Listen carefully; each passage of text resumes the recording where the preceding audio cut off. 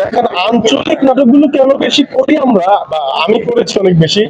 আপনার পাশের ফ্ল্যাটে কেউ একজন মারা গেলে আপনি জানেন না, এই হচ্ছে আমাদের শহরের জীবন। শহরে আসলে প্রাণ কম, প্রাণ হচ্ছে গ্রামে।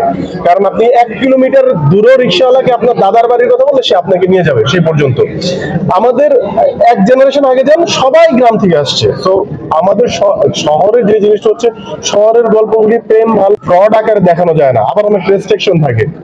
আমরা শহরের গল্প করছি, কিন্তু গ্রামের গল্পগুলোতে প্রাণ বেশি থাকে থেকে আমরা গ্রামের গল্প বেশি।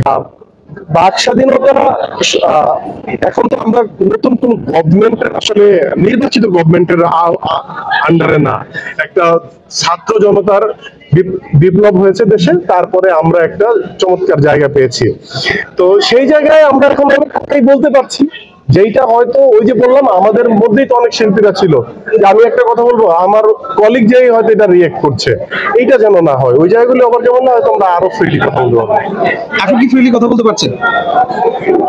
ফ্রিলি তো সবসময় কথা বলতে পারছি, এখন আরো বেশি বলতে পারতেছি। একজন শিল্পীর যদি কাজ করার সময় তার চিন্তা করতে হয় যে আমার মাস শেষে আমার সংসারটা কিভাবে চলবে, আমাকে আরেকটা বিকল্প কাজ করতে হবে কিনা, তখন কিন্তু সে তার যে অভিনয় বা তার যে মূল পেশা সেইখানে কনসেন্ট্রেশন করতে পারে না। আমি বিশ্বাস করি যে আমাদের যে এখন যে গভর্নমেন্ট আসছে, তারা এই বিষয়গুলি গুরুত্ব দিবে। কারণ একজন শিল্পীকে অবশ্যই তার কাজের প্রতি ফোকাস দেওয়া উচিত। সেইটার জন্য তারা যে যে পরিবেশ, যে যে জায়গাগুলো নিশ্চিত করা দরকার, সেগুলি এই সরকার করবে।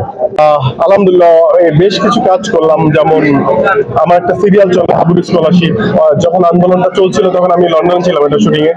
এরপরে এখন বেশ কিছু সিঙ্গেল করেছি, যে